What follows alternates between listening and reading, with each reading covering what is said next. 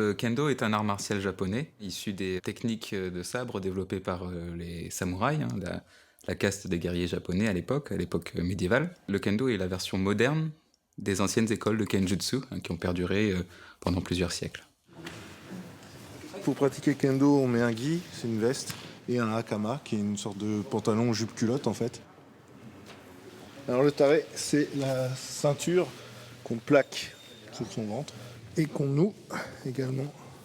Après, on revêt le dos, c'est le plastron. Voilà, on vient poser le tenugui le long du crâne, on s'arrête bien derrière la tête, on passe un pan d'un côté, un pan de l'autre. On pense bien à venir replier là-haut, là, pour éviter d'avoir le petit drapeau qui dépasse. Ça ne doit pas se voir. Allez, maintenant, on va mettre le men. On va venir tirer là tranquillement ces cordons pour se faire de la place. On positionne menton, front. On va venir tirer là, sur les deux lanières. On tire, on tire, on tire. Une fois que c'est tiré, on va commencer à ramener les cordons derrière soi et on fait un nœud, comme sur les chaussures. D'abord un nœud plat et ensuite deux boucles. Et regardez comment il fait, il attrape en même temps le cordon qui dépasse pour faire en sorte que la boucle et le lacet dépassant soient de la même longueur. Il y a les 4 frappes fondamentales qu'on appelle Yuko Datotsu, les frappes valables, qui donc donnent un ippon en situation de combat. Dans ces groupes-là, on retrouve donc les coupes, donc Men Uchi, Kote Uchi, les coupes do Uchi, Migi-do, Hidari-do, et enfin la pique à la gorge, Nodotsuki. Cet éventail de techniques a été volontairement réduit pour ne pas se focaliser sur un long apprentissage des techniques du sabre, mais plutôt pour essayer de les mettre en place dans une relation duelle. Vu de l'extérieur, ça peut paraître assez répétitif, mais de la répétition vient la perfection. Je crois qu'il faut toute une vie pour maîtriser ces 4 coups et pouvoir les utiliser à bon escient et quand on en a envie pendant un combat.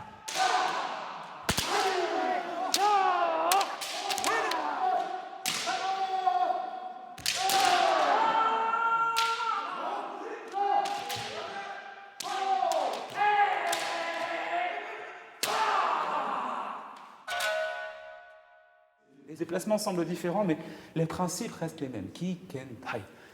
L'esprit, le sabre et le corps ensemble. Kikentai no Ichi, c'est ce que cherche le pratiquant, c'est une partie intégrante du Yuko Datotsu, donc de la frappe valable. Le pratiquant va chercher l'union de ces 3 éléments. Le ki, donc exprimer la volonté fortement grâce à un cri puissant, un kiai. Ken, donc un maniement correct du sabre. Et enfin, Tai, un engagement puissant du corps, en le concrétisant par le Fumikomi.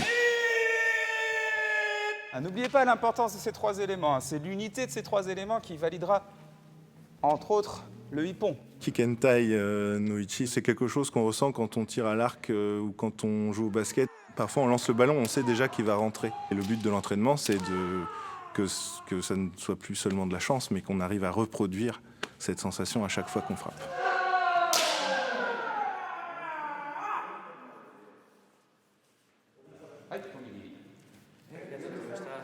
La notion contradictoire mais pacifiste d'un art martial, c'est qu'au-delà d'apprendre techniquement pour fendre un adversaire, on est aussi là pour apprendre à vivre ensemble et à créer ensemble. Le Japon, c'est un petit pays avec de nombreux habitants. Donc pour eux, vivre harmonieusement en société, ça a une importance vitale. Donc c'est normal de retrouver ces mêmes principes dans un dojo. On pratique dans la même optique, c'est-à-dire qu'on essaye vraiment de s'entraider pour tous progresser. L'avantage d'avoir un club jeune, c'est qu'on a quasiment tous commencé en même temps et donc qu'on évolue à peu près au même rythme. Dans certains clubs, on a vraiment un éventail de populations très intéressant qui se seraient peut-être pas retrouvés à d'autres moments et qui, ici, ont décidé, autour du sabre, de progresser ensemble dans leur vie, dans la société, etc. Ma première découverte du kendo, c'était dans l'enfance, dans un centre de loisirs. On nous a présenté l'escrime européenne. Et au fond de cette salle d'armes, il y avait une armure de kendo, un shinai, des bokken posés, donc des sabres en bois posés sur des supports.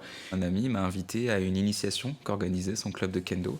Et j'ai trouvé que l'armure était super classe. Alors du coup, je me suis inscrit.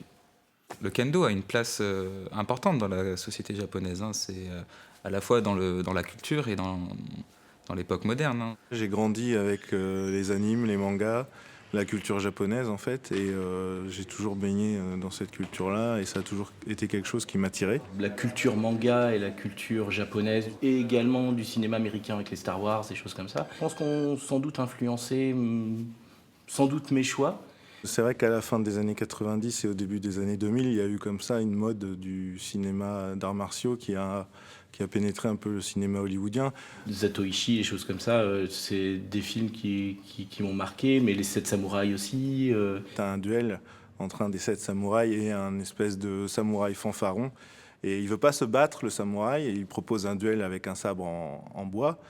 Et l'autre refuse en fait, et il veut se battre avec un vrai sabre, et tant pis pour lui. Et, voilà, il se fait pourfendre très facilement par le samouraï. Tout le monde peut faire du kendo à tout âge. Au Japon, on commence à 3 ans. Et on en trouve à l'école, dans l'enseignement des enfants, on en trouve dans des clubs sportifs, dans les clubs universitaires. L'avantage quand même du kendo, c'est que grâce à l'armure et au fait que les coups ne soient pas portés directement sur le corps du partenaire, on peut pratiquer, quel que soit le gabarit, quel que soit le sexe, enfin les hommes et les femmes pratiquent ensemble. Il n'y a pas de limite d'âge, il n'y a pas de limite de début, il n'y a pas de prédisposition physique ou psychique à avoir. Tout le monde peut pratiquer le kendo. Merci.